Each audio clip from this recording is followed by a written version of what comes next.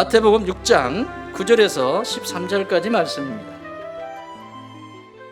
그러므로 너희는 이렇게 기도하라. 하늘에 계신 우리 아버지여, 이름이 거룩히 여김을 받으시오며 나라가 임하시오며 뜻이 하늘에서 이루어진 것 같이 이 땅에서도 이루어지이다.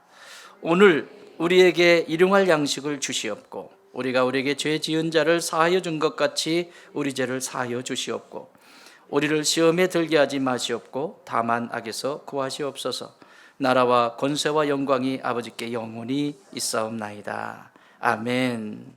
마태복음은 천국 이야기예요. 그래서 천국 이야기 지금 35번째 이야기를 하고 있는데, 한 나라가 있을 때에도 땅이 있고 백성이 있고 왕이 있어야 되듯이 마태복음은 왕 대신 예수 그리스도에 대해서 강조하고 있다. 그래서 예수님이 그리스도시라고 하는 것도, 그리스도라고 하는 이 삼중직, 선지자, 왕 그리고 제사장의 이 삼중직도 이 복음서와 상관이 있다. 그 마태복음은 왕 대신 그리스도로서의 그 모습을 그려주고 있죠. 그래서 왕이신 이 예수님이 백성들에게 지금 하시는 말씀이에요. 그걸 뭐라고 그러죠? 왕이 백성들에게 하는 걸? 어명이요. 따라해봅시다. 어명이요. 어명은 내가 해도 되고 안 해도 되는 건가요? 죽어요. 이게 어명이에요. 어명.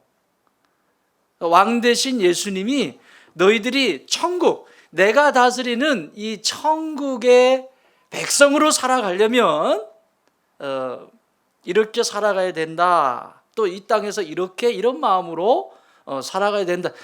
그 얘기를 하시는 어명이에요. 어명. 그 중에서 마태복음 5장, 6장, 7장 이 석장은 어명 중에 어명이에요. 어명 중에 어명.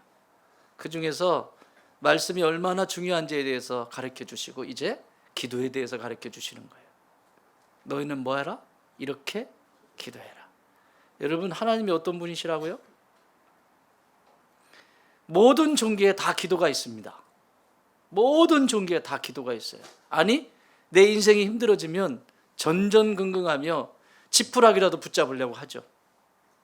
근데 대상이 분명하지 않아요. 우리가 기도하는 기도의 대상은 분명하죠. 하늘에 계시다. 하늘에 계시다. 그냥 우리가 보는 저 정도의 푸른 하늘의 스카이가 아니고 헤븐, 그 너머에 계신 우라노스, 저 너머에 이 우리가 눈으로 감지할 수 있는 그 너머에 장수적인 개념으로 굳이 따진다면 그 얘기는 그 너머에 하늘의 하늘 위에, 그 얘기는 뭐냐면 전 우주를 다스리시는 분이시다. 그 하나님은. 그래서 하늘에 계신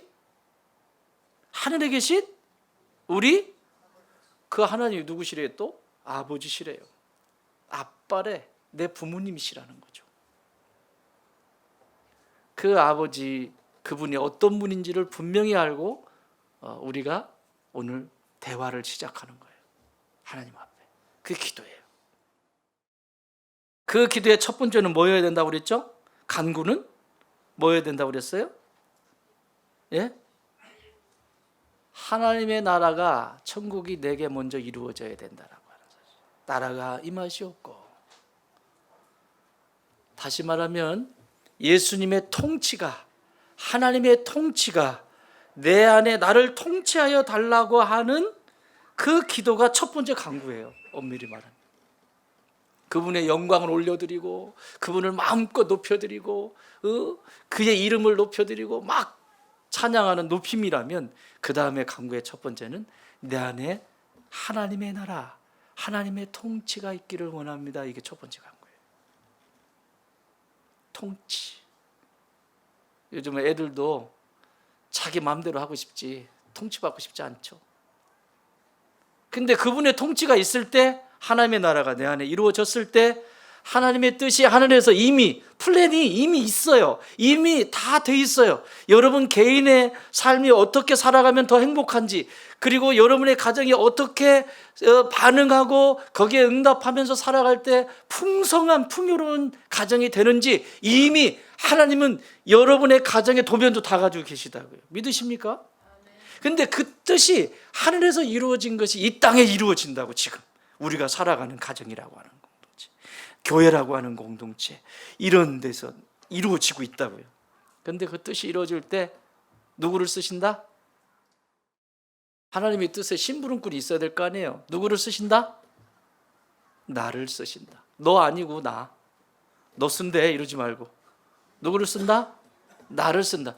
그러려면, 나를 하나님이 쓰시려면 먼저 그 나라가 내 안에 하나님의 다스림, 그 통치가, 왕이신 그 어명을 받들 수 있는 준비가 돼 있는 사람을 하나님은 쓰시는 거예요. 그 사람이 직장에 있든지, 그 사람이 가정주부로 있든지, 그 사람이 학문을 하는 사람이든지, 그 사람이 사업을 하는 사람이든지, 모든 삶의 영역 속에서 그 어명을 받을 수 있는 하나님의 나라가 이루어진 사람을 통해서 지금도 그 역사를 이루어 가신다. 있습니까? 그래서 성도에게 가장 위대한 순간이 언제라고 그랬죠? 성도에게 있어서, 성도의 삶을 살, 교회 10개 진 거? 그것도 중요해요. 교회도 져야 돼. 우리 목사님이 그거는 전혀 중요하지 않다고 그랬대. 예, 중요하지. 그보다 더 중요한 게 뭐다? 성도에게, 인생을 살아가면서 성도에게 가장 아름다운 순간, 그렇지, 회개하는 순간이 성도에게는 가장 아름다운 순간이에요. 아, 내가 그랬구나. 그래서 그걸 인정하는 거예요. 심리학적으로 말하면 인정하는 거예요. 자기 인정, 자기 부인, 자기 인정하는 거예요. 내가 그렇다고. 참 당신에게 이렇게, 나 때문에 당신이 힘들었겠다, 이 인정하는 거잖아요. 이게 하나님 입장에서 회개예요. 회개. 끝까지 자기 인정을 하지 않는 것, 이런 사람하고 관계하고 싶어요? 여러분 어떠세요? 부부가 살아가는데 분명히 이건 잘못된 거야. 그런데 끝까지 그건 다 그런 거야. 남자들은 다 그런 거야. 여자들은 다 그런 거야. 다 그런 거야. 뭐가 다 그래? 너만 그런 거지. 그러면서 인정을 안 하면 그 다음은 대화가 안 되게 돼 있죠. 그렇죠? 그런데 내가 말을 뱉어놨는데, 내가 이렇게 제스처를 취했는데, 저 사람이 힘들었겠다. 그러면 아내한테, 남편한테 가서, 여보 미안해. 이게 회개라고. 무슨 되지도 않는 거 붙잡고 하지만 이게 회개라고. 이게 사람한테 회개한 것이 하나님 앞에 회개한 거야. 예? 자기는 하나님하고 1대1로 독대한대요. 그래가지고 회개 다 했대요. 그러고는 삶은 똑같아. 그러니까 거지 같은 신앙이 되는 거예요. 그치? 그러니까 은혜 아니면 살 수가 없어. 좋겠어.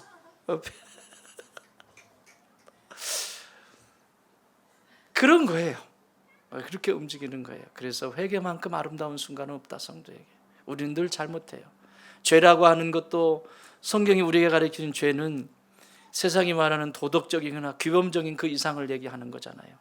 하나님과 상의하지 않는 거. 하나님이 내 아버지신데, 성도라면 하나님이 내 부모님이신데 부모님한테 여러분 상의해야 되는 건 당연한 거 아니에요? 그리고 누구한테 잘 보여야 돼요? 자녀들이 누구한테 잘 보이려고 하죠? 엄마 아빠한테 잘 보이려고 그러잖아요. 애들이. 그래서 꼬마 애들이 네 우리 엄마 최고 옹옹 이렇게 하잖아요. 그죠? 그리고 어디서 봐서 유치원에 가가지고 배운 거 가지고 엄마 내가 좋은 거 보여줄 때 재미나는 거 보이게 뜨르르르르 와가지고 막 이런 거 하잖아요. 왜 그래요? 엄마 아빠한테 보여주고 싶은 거예요. 엄마 아빠한테 보여주고 싶은 거예요. 엄마한테 잘하고 싶은 거예요. 그게 뭡니까? 내가 하나님이 내 아버지시라면 그분의 영광, 하나님이 기뻐하시는 일, 내가 지금 음식 하나를 만드는 것도 하나님이 기뻐하시는 일, 내가 지금 학문을 하는 것도 하나님을 기뻐하시는 일, 내가 사업을 하면서 거래처 사람들을 만나고 이 사업장을 넓혀가고 확장해야 되는 것도 하나님의 기쁨을 위한 것이고, 내가 하는 밥 한 끼 먹는 것도, 오늘 내가 밥 한 끼 먹는 것도 하나님의 기쁨을 위해서 내가 먹는 거고. 가치관이 다르다고요. 가치관. 그래서 행복할 수밖에 없어요. 이런 분들은요. 잘 살 수밖에 없어요. 머릿속으로는 아는데 이게 행동을 안 움직이지네. 네, 머리만 큰 거예요. 청소 한번 해야 돼요. 회개만큼 아름다운 건 없다. 이것이 복이 되려면 어떻게 해야 된다고 그랬어요? 회개하고 따라합시다. 순종. 야, 이것도 또 힘들어. 순종만큼 또 귀한 게 없어. 하나님 계속 이거 말씀하시는 거예요. 너 이게 맞지? 내가 너한테 도둑질 해보라는 거 아니잖아? 내가 너한테 너를 못 살게 굴려고 하는 거 아니잖아? 그러면 말 좀 들어. 여러분 자녀가 말 안 들으면 어떠세요? 여러분은 고상하시니까 얘야 말 좀 잘 들어주렴 이렇게 말씀하시죠? 엄마 말을 안 들으면 엄마 마음이 많이 아파 이렇게 하시죠? 그러실 거예요. 교양이 있으시니까. 우리 아버님들도 자녀들을 보면서 어쩌면 너는 그런 부분을 나를 그렇게 잘 닮아서 그렇게 부모 마음을 속을 새기고 있니? 아빠 마음이 많이 아프구나. 이렇게 말씀하시죠? 똑같아요. 그래서 하나님 아버지의 마음을 알려면 부모가 되어보면 그거 더 확실히 알 수 있죠. 내 자녀가 속썩이면 내가 하나님 앞에 속썩이고 있는 거야. 그냥 봐, 그냥. 뭐 이유 대지 말고 하나님 제가 지금 나한테 이렇게 하는데 저게 지금 내가 하나님한테 그렇게 하고 있는 거 아니에요? 아니 좀 가르쳐 주세요. 이게 이제 회개인 거야. 이게 회개의 시작인 거야. 나는 잘하고 있는 것 같은데 제가 저러네요. 요게 이제 여기서부터 걸리는 거예요. 다 모든 영역 속에서 하나님은 더 가까이 있고 싶은 거예요. 지금도 믿으십니까? 자, 그래서 이 기도를 가르쳐 주시면서 지난주에는 우리가 일용할 양식에 대해서 말씀을 배웠어요. 이 일용할 양식이 단순히 그냥 먹고 마시고 누리고 하는 이런 양식의 개념, 그것을 넘어서서 영혼의 양식에 이르기까지. 여러분, 이 땅에 일용할 양식을 먹을 것을 주시고 잠잘 공간을 주시고 이것에 대해서 얼마나 감사하시나요? 예? 줘도 불평이고 줘도 불만이고 감사가 안 나와 입에서. 가장 가까이에 누가 있는데 배우자가 옆에 있어요. 감사하잖아요. 그냥 있는 그 자체만으로도. 그치 은혜 씨? 그럼 그러니까 아유 참 세례 받자. 감사하는 거고 여기서 감사. 옆에 있는 그 자체만으로도 얼마나 감사. 아이들 막 깔깔대고 웃고 놀고 감사하다. 참. 근데 먹을 것이 없어서 손가락을 빨고 있네. 괜찮아. 그래도 저런 모습이 감잖아. 하나님이 언젠가 또 그것을 또 채우시고 인도해 주시기. 감사가 넘치면 육체의 양식도 늘 풍족하게 먹을 수 있는 거죠. 근데 불평 불만을 쏟아놓는 사람은 그 이상을 갖다 줘도 언제나 원망입니다. 더 갖다 주면 그 사이즈만큼 불평도 더 커져. 왜? 쉽게 설명드릴까요? 여러분이 집에 아파트가 18평 살았어 처음에. 그래도 좁지만 뽀짝뽀짝 살면서 18평이 작다는 게 아니에요. 어쨌든 그렇다는 거예요. 아파트 제일 작은 게 몇 평이에요? 14평? 18평? 몰라. 어쨌든 18평이 제일 작다고 해. 그거 간신히 얻어가지고 그거 해가지고 막 행복하게 뽀짝뽀짝 야 좁지만 이렇게 살아가는 우리 참 행복하다 그랬어요. 그래서 막 열심히 허리띠 졸라매고 막 또 아파트 넓은 데로 갔지. 막 몇 평 되는 막 60평짜리로 갔어. 여러분 60평짜리 아파트로 갔으면 여러분 마음도 풍요롭고 그 가족들 관계도 더 행복하고 그래야 되는데 왜 그러지 않을까요? 사이즈만큼 더 행복해져야 되잖아요. 속지 마세요. 내가 그렇게 되면 내가 그것이 이루어지면 행복할 것이다. 천만의 말씀이에요. 거기 감사가 빠져버리면 내 지금 현재의 삶 속에서 감사라고 하는 작동이 되지 않는 한 어떤 것을 갖다 줘도 그 인생은 행복할 수 없습니다. 그게 일용할 양식이에요. 두 번째 일용할 양식, 영혼의 양식입니다. 여러분 영혼의 양식은 말씀과 기도가 내 안에 살아 있어야 돼요. 하나님의 말씀과 기도가 살아있지 않는데 영혼의 양식이 된다? 있을 수 없는 일이죠. 여러분 이 말씀과 기도가 살아있다는 것은 내가 은혜의 사람이라는 거예요. 하나님의 은혜가 아니면 살아갈 수가 없고 그 은혜 안에서 넉넉히 이기는 삶의 축복을 누리게 되어 있죠. 그래서 영혼의 양식을 위해서 매 순간순간 간구해야 돼요. 그럴 때 우리의 삶의 영역 속에 관계의 양식까지 하나님은 채우신다. 감사로 채우는 사람, 은혜로 채워져 있는 사람, 이 사람은 관계가 잘 되고 싶지 않아도 잘 될 수밖에 없어요. 나는 잘하는데 저 인간이 문제야 라고 할 때 그 속에 나를 들여다보세요.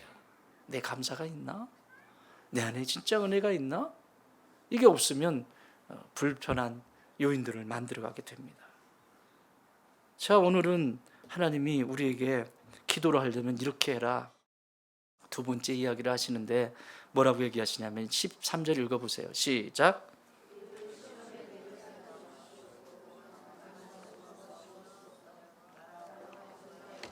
12절 시작.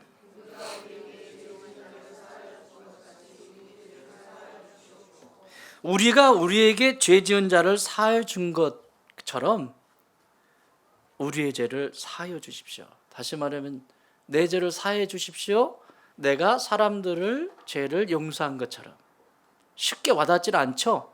이렇게 늘 애우고 막 그러는데 주기도 쉽게 설명드릴게요. 여기 죄라고 하는 이 단어의 이 죄의 인식이 여러분 속에는 죄하면 물건을 훔치고 누구를 핥히고 누구를 어떻게 해야 되는 이런 개념으로 너무 크게 와닿기 때문에 그래요. 이 죄는 빚이에요. 빚. 다시 말하면 내가 물질의 빚을 졌거나 누구에게 신세를 졌거나 쉽게 말하면 그 신세를 지면 어떻죠? 신세를 지면 어떻게 내가 해야 될 것 같잖아요. 그런 마음을 가지라는 거예요. 근데 여러분, 저와 여러분이 신세를 누구한테 졌어요? 먼저? 누구한테 졌어요? 왜? 누구한테 졌어요? 그럼요. 나라고 하는 존재가 이렇게 있을 수 있는 존재가 아니에요. 그래서 우리의 죄를 용서하여 주시고 라고 하는 말을 이것을 바꿔서 해석을 하면 이런 뜻이에요. 제가 읽어드릴게요. 우리가 우리에게 빚진 자를 탕감해 준 것처럼, 뭐 해 준 것처럼? 탕감해 준 것처럼 우리의 빚을 탕감해 주시옵시고. 내가 빚졌는데 탕감을 받았어요. 사랑의 빚을 지든지 재물의 빚을 지든지 어떤 뭘 했어요. 그런데 내가 도저히 갚을 길이 없어. 여러분, 이게 마태복음 18장에 나오는 얘기 아니에요? 이 탕감받은 자의 비유가 1만 달란트 빚진 자의 비유가 이후에 이제 보시겠지만 1만 달란트라고 꼭 집어서 말씀하시는 것은 아예 너는 능력이 없다 이 얘기예요. 너가 평생을 벌고 별짓을 다 해도 이 빚은 갚을 수가 없다라고 하는 것을 전제하고 이 비유를 쓰시는 거예요. 1만 달란트 빚이 있어가지고 도저히 갚을 수 없는 이 사람에게 주인이 불쌍히 여겨서 그 빚을 그러면 없는 걸로 해줄게 가져갔어요. 그러면 어떻게 해야죠? 이 사람? 경사잖아요. 이것은 이거보다 기쁜 게 어디 있어요? 지금까지 계속 눌리고 있었는데 잠시, 그것도 잠시 지나가다가 자기와 똑같이 빚을 진 100데나리온의 빚을 진, 여러분 100데나리온이면 100일만 일하면 돼요. 장정. 그 빚진 사람이 멱살을 잡고는 너 내 돈 달라고. 이 소리가 주인에게 들린 거예요. 나는 탕감해 줬는데 고작 100데나리온 그거 되는 것 때문에 멱살을 잡고 그 심지어는 감옥에 가둬버리는. 너 줄 때까지 나오지 마. 이런 잔인한 행동을 하는 것을 비유로 들어서 말씀하세요. 근데 여러분, 이게 저나 여러분이나 이거 얼마나 많이 하고 있는지 아세요? 그래서 오늘 이 기도의 핵심은 한번 따라해 볼까요? 오늘 여기서부터는 하나님이 이런 내가 되게 해주십시오라고 기도하라는 거예요. 예수님이. 이전에 나 천국이 하나님의 나라가 내 안에 이루어달라고 기도라면 지금 여기서부터 몇 번째는 뭐라고 하냐면 이런 이 땅을 살아가면서 이런 내가 되게 해주십시오. 이런 내가. 따라합시다. 탕감받은 자로, 크게 따라하세요. 탕감받은 자로서의 의인의 삶을 살게 하옵소서.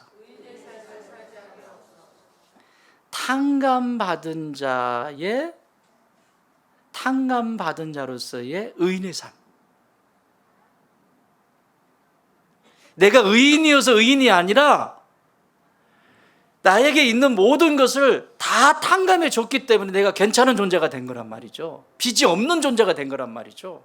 예수님이 이걸 우리에게 해주셨다고요.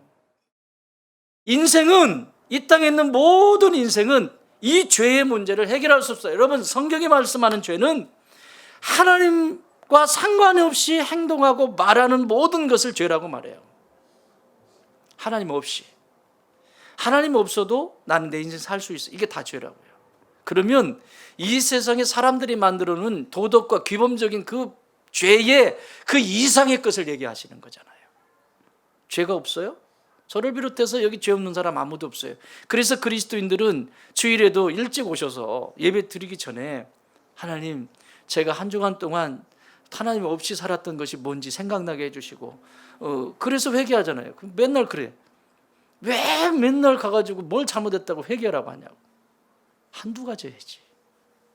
이걸 아는 것이 성도예요. 탕감받은 자로서의 의인의 삶을 살게 돼요. 그걸 위해서 기도하라는 거예요. 네가 어떻게 탕감받았는지, 그렇다면 그 탕감받은 자로서의 삶을 살게 해달라고 날마다 기도해야 될 것이다.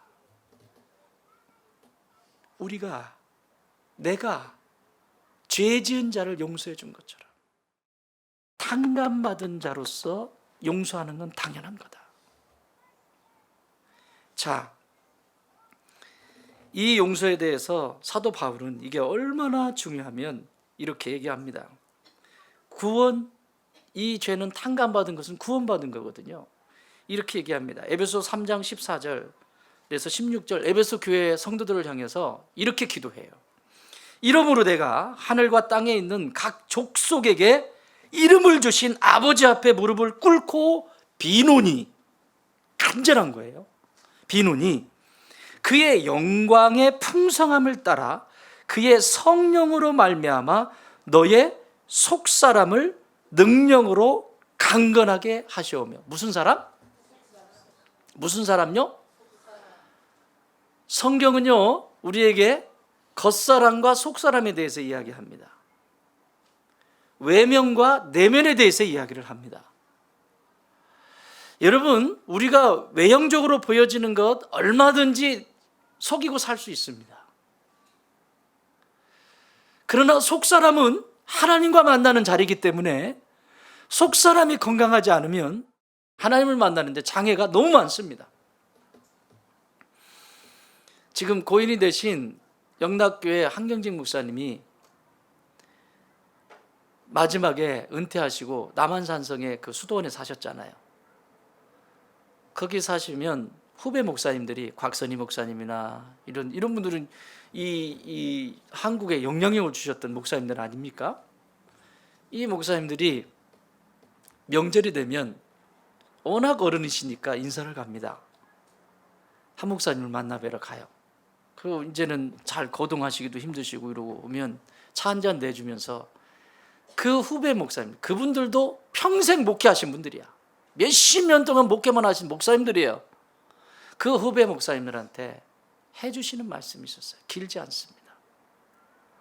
광 목사, 이 목사, 박 목사 한 번씩 다 부르면서, 다 부르시고 나서 예수 잘 믿으시게. 뭐라고요? 무슨 의미예요 이게? 목사님들이에요. 인사하러 가신 분들이 다 목사님들이라고. 한국 교회 안에서 영향력을 주는 목회를 하시는 목사님들이시라고요. 그런데 이 원로 목사님께서 이름을 다 부르면서 예수 잘 믿으시게.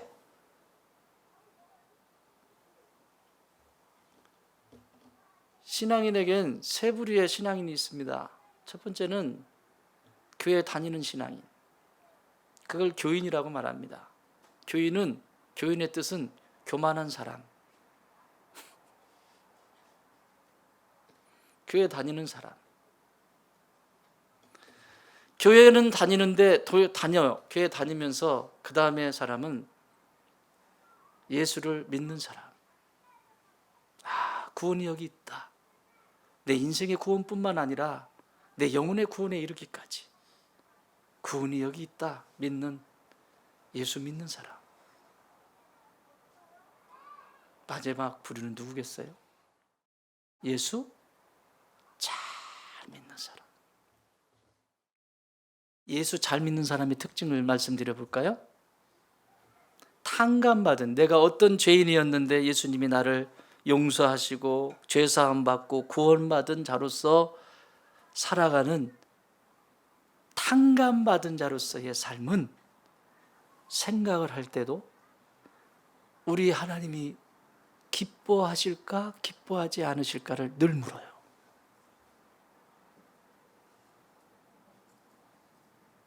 내가 지금 하는 것이 내 아버지께서 기뻐하신 일일까? 기뻐하시지 않는다면 스탑. 예수 잘 믿으시는 분들이에요.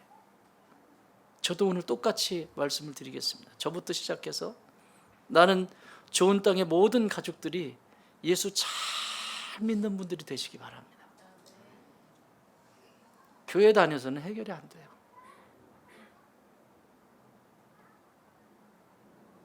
교회 다니는 것이 중요한 것이 아니라 예수 잘 믿는 게 중요해요.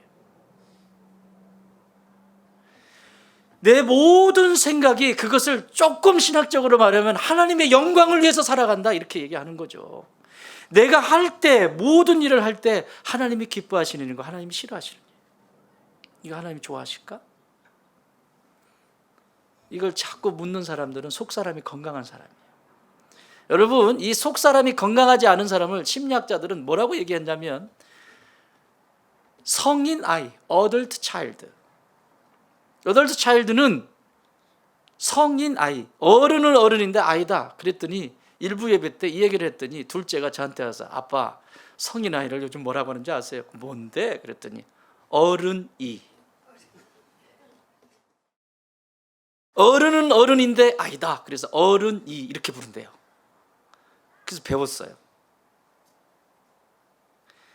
이 성인 아이가 된다라고 하는 것은 성인 아이로서 어른은 어른인데 아이의 사고와 아이의 판단과 아이가 가지고 있는 모든, 여러분 어른이 돼서 순수한 걸 얘기하는 게 아니에요. 어른이 돼서 막 아이처럼 막 깔깔깔깔 웃고 행복해하고 이걸 얘기하는 게 아니라니까.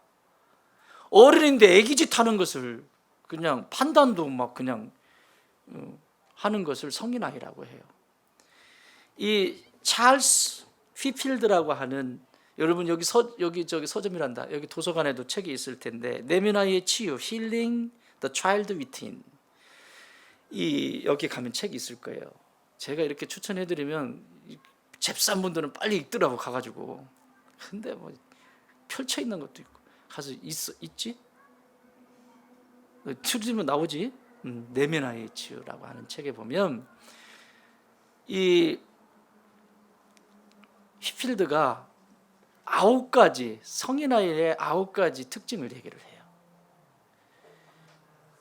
어른인데, 몸은 어른인데 마음이, 정신적인 영역이, 그리고 또 영적인 것이 자라지 않은 상태를 이야기하는 거예요. 자, 들어보시고 여러분 몇 가지나 해당되는지 보시고 단 한 가지도 없기를 바라요. 근데 농도가 어느 정도 되는지 살짝 봐주세요. 내 자신은 내가 체크할 수 있잖아. 9가지를 얘기하는데, 첫 번째는 거짓말할 필요, 이 성인 아이는 거짓말을 할 필요가 없을 때에도 계속해서 거짓말을 한다. 여러분 이건 아이들도 그래요. 여기 지금 다니는 아이들, 저는 이 아이들 때문에 이 아이들의 미래가 지금 어떻게 기르느냐가, 얘네들이 이 교회를 섬기면 더 좋겠지만 섬기지 않고 어느 곳에 나가도 이 아이들이 성인 아이로 남지 않기를 바라는 거예요. 속사람이 강건한 아이들. 애들도요, 보면요, 어떤 아이들은요, 놀다가 무슨 일이 있잖아요. 이런 일이 있으면 너 이 녀석들 왜 그랬어? 그러면 어떤 아이들은 그거요, 제가 잘못해서 이렇게 했거든요. 죄송합니다. 자기를 빨리 인정하고 책임을 자기가 지는 애들이 있어요. 내가 그랬다고 치우겠습니다 이렇게 하고 책임을 지는 아이들이 있어요. 가보세요. 잘 관찰해 보세요.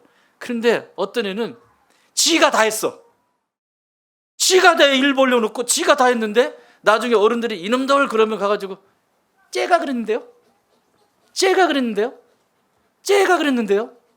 그리고 자기는 안 그랬어. 이 아이는 지금은 아이지만 이 아이가 어른이 되면 얘는 이거보다 더 강하게 된 상태로 표현을 하겠죠. 책임지지 않고. 여러분, 이런 사람이 가정을 책임지겠어요? 이런 성인 아이가 어떻게 가정을 책임져요? 힘들면 포기하고 싶고, 힘들면 내려놓고, 힘들면 내 마음대로 하고 싶은데, 그 얘기는 여러분의 나의 부모님이 성인 아이셨다는 거죠. 그래서 지금 이 젊은 지금 여러분들을 제가 목을 자꾸 막 흔드는 이유가, 여러분이 성인 나이에서 벗어나지 않으면 애들은 그대로 가는 거예요. 하지 않아도 될 거 왜 거짓말 하냐고. 그냥 그렇다고 하면 되지. 두 번째는 기쁘고 행복한 일인데 즐거움을 누릴 줄 몰라요. 즐거움을 몰라. 일밖에 몰라. 행복한 걸 몰라. 성인 아이의 특징이에요. 세 번째, 항상 심각해. 나 얼굴 쳐다보면 심각해. 뭘 무슨 세상 짐을 혼자 짊어졌어. 심각해. 성인 아이의 특징이에요. 네 번째, 그냥 여러분 칭찬은 저도 좋아해요. 칭찬 싫어하는 사람이 어디 있어요? 계속적인 칭찬과 인정을 받기를 원한다. 계속적인. 그러니까 칭찬은 누구한테만 해야 돼? 쟤한테 하면 돼, 안 돼? 나한테만 해야 돼. 다섯 번째, 항상 다른 사람과 비교한다. 다른 사람과 비교해. 여러분, 비교라고 하는 것은 분석하고 그게 내 성장을 위해서 쓰면 좋은 거지만 계속 비교하는 거예요. 쟤네 집과 우리 집을 비교하고, 우리 교회와 쟤네 교회를 비교하고, 뭘 계속 비교하는 거예요. 성인 아이. 가능성이 높습니다. 여섯 번째, 심한 책임감과 무책임적인 삶을 산다. 여러분, 책임감은 중요해요. 건강한 책임은 매우 필요한 거예요. 그런데 극심한 책임감, 하지도 못하면서 막 쩔쩔매면서 하는 거, 이건 성인아이예요. 판단력이 흐리다는 거예요. 이건 판단을 할 수 없어요. 여러분, 이런 스트레스, 이 책임감을 가지면 머리가 안 돌아요. 그래서 판단력이 없어요. 판단력이 없게 되는 거예요. 일곱 번째, 지나치게 충성한다. 큰일 났네. 충성하라고 그랬는데, 여기 지나치다라고 하는 것은 잘 보이려고 막 그냥 막 잘 보이려고 하거든. 잘 보이려고 하고 이런 거. 그런데 뒤에 가서는 권위자를 욕하고, 앞에서는 잘 보이려고 하고, 뒤에 가서는 권위자 욕하고, 그런 거 되는 거예요. 여덟 번째는 삶의 공허함을 자주자주 느낀다. 내가 뭐 하지? 왜 살지? 성인아이예요. 여러분, 이게 지금 내게 있는 것이라면 빨리빨리 이거 실험하면서 해결하셔야 돼요. 하나님 앞에서. 이게 지금 탕감받은 자로서 내가 의인으로 사는 방법이에요. 잘 보세요. 마지막 아홉 번째는 자신과 타인을 무자비하게 비판한다. 타인만 비판하는 게 아니라 자신을 무자비하게 비판한다. 성인아이의 특징이라는. 자, 이런 것이 왜 그럴까? 하나님의 사랑, 십자가의 그 사랑, 진짜 내가 예수 믿는 사람이라면, 정말 내가 예수를 잘 믿는 사람이라면 그 사람에 감격해서 오늘을 살고, 그 사랑 때문에 오늘의 삶의 가치도 세워지고, 그 십자가의 사랑 때문에 오늘도 내가 누군가에게 손을 내미는데 이 사랑이 내가 충분하지 않은 거예요. 그러니까 여전히 이러고 살아가는 것이 내 삶이 편한 겁니다. 사랑하는 여러분, 빚을 탕감받은 자의 기분이 어떨까요? 여러분, 탕감 받으셨습니까? 여러분, 빚을 탕감 받으셨어요? 기분이 어떠세요? 그렇다면 여러분, 여러분의 속은 편안하십니까? 겉은 웃고 있는데 속은 시끄러워. 속사람, 내면이 강건한 믿음의 사람들이 되시기 바랍니다. 그래야 겉사람의 모습이 덕이 되고 힘이 되고 지혜가 됩니다. 내 속사람이 무뎌져 있기 때문에 죽어있는 상태에서 어떻게 하나님을 만나겠습니까? 그래서 만나는 길이 먼 거예요. 성인아이 이야기를 하지 않아도. 그래서 아이가 아이를 키우는 거죠. 아이가 아이를. 그러니까 걔도 애고 나도 애야. 그러니까 얘가 7살짜리면 나도 7살짜리하고 쌈박질한다. 나도 7살짜리인 거지. 나 몇 살? 7살. 3살짜리 우리 집에 아이하고 싸우면 나 몇 살? 3살.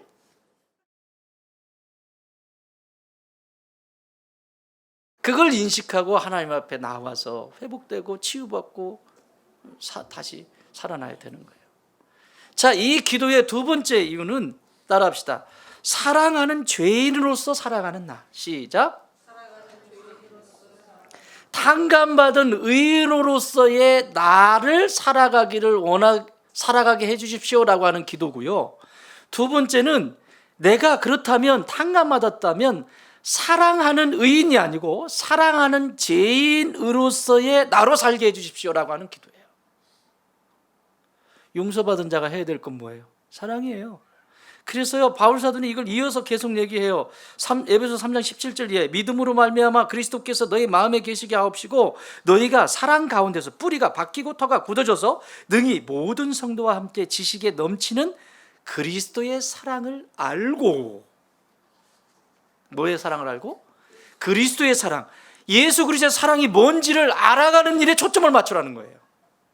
이게 죄인인, 탕감받은 의인이면서 죄인인, 내가 지금 좀 힘든 말을 하는데 이거 신학적, 탕감받은 의인으로서 사랑하는 죄인으로 살아가는, 내가 이 정도면 됐지가 아니야.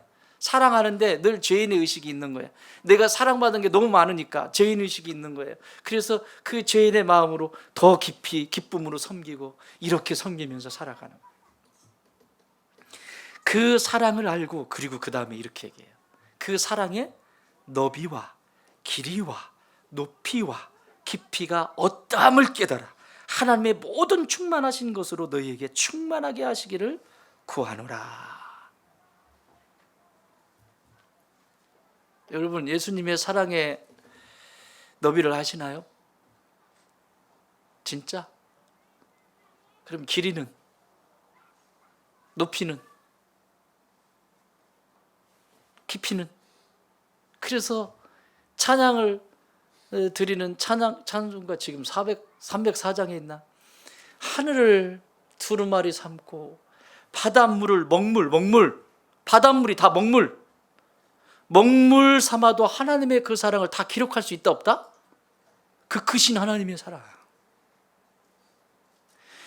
창세기부터 요한계시록까지 떠들면 떠들수록, 읽으면 읽을수록 하나님의 사랑의 넓이가 어떤 건지 가르쳐주고 계시잖아요. 그분의 사랑의 길이가, 그래서 구약에서는 이걸 헤세드라고 말해. 인자. 똑같은 사랑인데 주의 인재는 영원 무궁해. 신약에서는 아가페라고 해요. 네가 뭘 해서가 아니라 무조건적으로 내가 사랑한다라고 하는 거죠. 그 사랑의 넓이와 길이와 높이와 깊이를 닮아가는 것이 사랑하는 죄인으로서의 나에 대한 모습을 가르쳐주는 거예요. 믿으십니까? 그럼 질문하겠습니다. 여러분 그냥 혼자 대답해봐요. 여러분 사랑의 길이가 어느 정도 되나요? 여러분 개인의 사랑의 길이, 예수님을 닮은 사랑의 길이가 얼마만큼? 20만 킬로? 1mm?